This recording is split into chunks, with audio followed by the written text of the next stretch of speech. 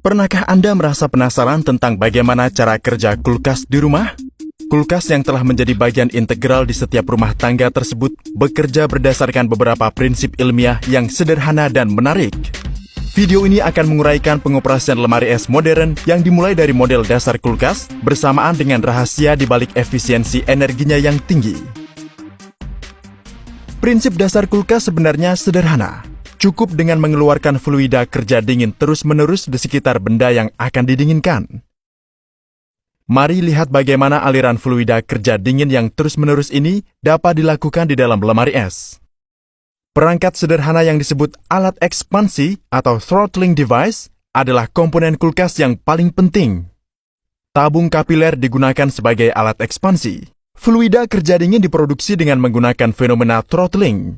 Refrigeran harus berada dalam keadaan cair dan di bawah tekanan tinggi untuk throttling yang efektif dan inlet. Alat ekspansi adalah obstruksi pada aliran, sehingga penurunan tekanan yang tinggi terjadi saat fluida mengalir melewatinya. Saat tekanan turun, titik didih fluida turun. Dengan demikian, fluida refrigeran kemudian menguap. Energi yang dibutuhkan untuk penguapan tersebut berasal dari zat pendingin, sehingga temperaturnya turun. Jika Anda memeriksa suhu di alat ekspansi, maka Anda pasti akan menyadari penurunan suhu ini. Harap diingat bahwa hanya sebagian kecil refrigeran saja yang diuapkan. Ini adalah salah satu properti penting dari fluida kerja pendinginan.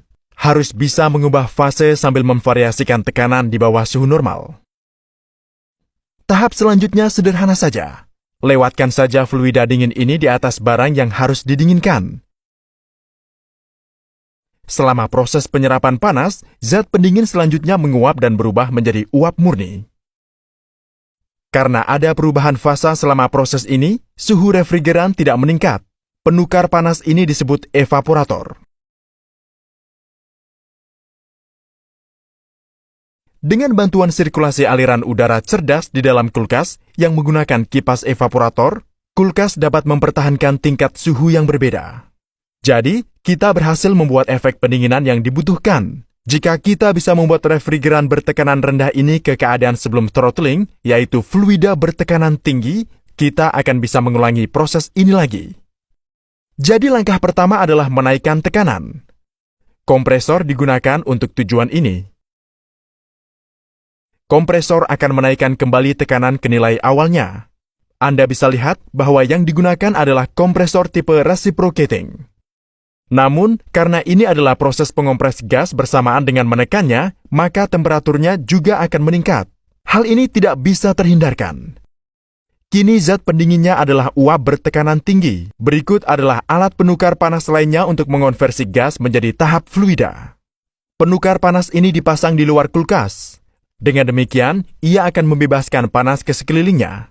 Uap akan diubah menjadi fluida, dan suhu akan mencapai tingkat normal. Penukar panas ini dikenal sebagai kondensor. Kini, zat pendingin kembali ke keadaan awal, sehingga bisa diumpankan ke alat ekspansi lainnya.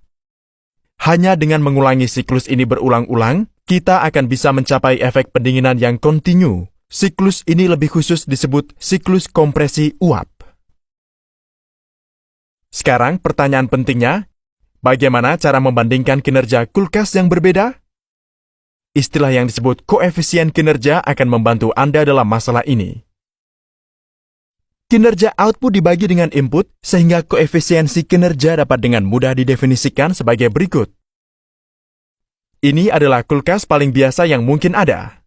Teorinya, kulkas ini akan bekerja dengan baik, namun dalam prakteknya akan menghadapi banyak masalah. Mari kita lihat apa saja masalahnya dan bagaimana cara mengatasinya. Salah satu isu utamanya adalah embun beku yang muncul di kompartemen freezer. Udara yang beredar memiliki kadar air di dalamnya. Jadi, saat udara bersentuhan dengan koil evaporator yang dingin, udara akan mengembun dan membentuk embun beku di sekitar koil. Lapisan es semacam ini akan mencegah perpindahan panas lebih lanjut, dan kulkas menjadi tidak efisien sepanjang waktu. Salah satu cara terbaik untuk mengatasi masalah ini adalah dengan segera menghilangkan embun beku dengan bantuan elemen pemanas. Inilah sebabnya mengapa bisa ada panci dan kondensat air di bagian bawah kulkas Anda. Apalagi, di kulkas modern tidak akan bisa didapati sirip kondensor di bagian belakang kulkas. Sebagai gantinya, digunakanlah pengaturan kondensor kompak. Pengaturan kompak ini dibantu oleh kipas pendingin dan tujuan penolakan panas yang sama juga bisa dicapai. Udara panas yang dikeluarkan oleh kipas angin dapat digunakan secara efektif untuk menguapkan kondensat air yang terbentuk selama pencairan bunga es. Kulkas yang diperbaiki terlihat seperti ini. Distribusi suhu yang menarik di berbagai bagian kulkas diilustrasikan di sini.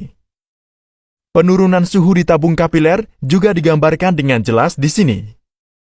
Anda bisa lihat dua garis pendingin di luar kulkas. Fluida dingin dialirkan dari tabung kapiler ke koil evaporator.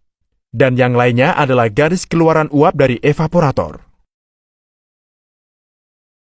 Namun, jika Anda memeriksa kulkas di rumah, Anda hanya bisa melihat satu garis di bagian luar. Mengapa demikian? Bagian paling penting dari kulkas adalah tabung kapiler, yang bukan berbentuk alat seperti per. Tabung ini bisa saja berbentuk tabung panjang dan lurus seperti yang ditunjukkan. Variasi temperatur pada tabung kapiler lurus digambarkan di sini. Anda hanya melihat satu garis di kulkas rumah Anda karena tabung kapiler lurus ini bekerja di dalam koil keluaran evaporator.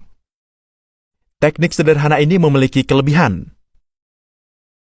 Kita tahu bahwa temperatur refrigeran tidak naik selama proses penyerapan panas pada evaporator.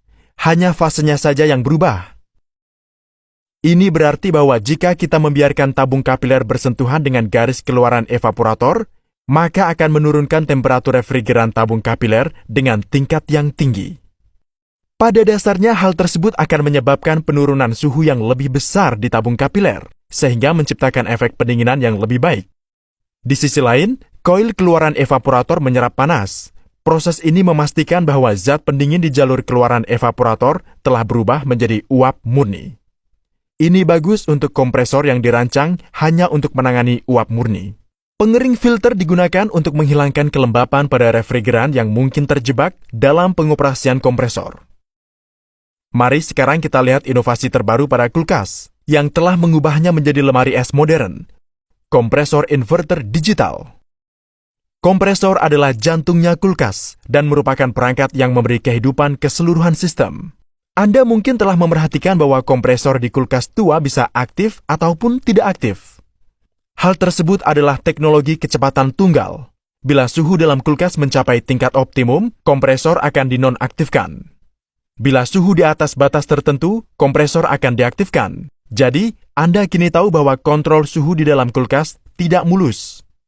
Selain itu, variasi kecepatan tiba-tiba dari kompresor akan menyebabkan masalah daya tahan terhadap komponen kompresor. Dengan bantuan kompresor inverter digital, kecepatan kompresor variabel mungkin terjadi. Dengan demikian, kontrol suhu evaporator yang halus dan efisien dapat dicapai. Di sini daya AC diubah menjadi DC dengan menggunakan pengontrol atau controller. Pengontrol kemudian mensuplai tenaga listrik dalam frekuensi variabel untuk mengendalikan kecepatan motor secara akurat. Motor yang paling umum digunakan dalam teknologi ini adalah BLDC. Kompresor inverter digital mengonsumsi energi setidaknya 40% lebih sedikit dibandingkan kompresor kecepatan tunggal. Kami harap video ini memberi Anda wawasan yang jelas mengenai cara kerja kulkas modern. Kami mengharapkan dukungan Anda di patreon.com sehingga kami bisa menyuarakan semua video bahasa Inggris kami ke dalam bahasa Indonesia. Terima kasih.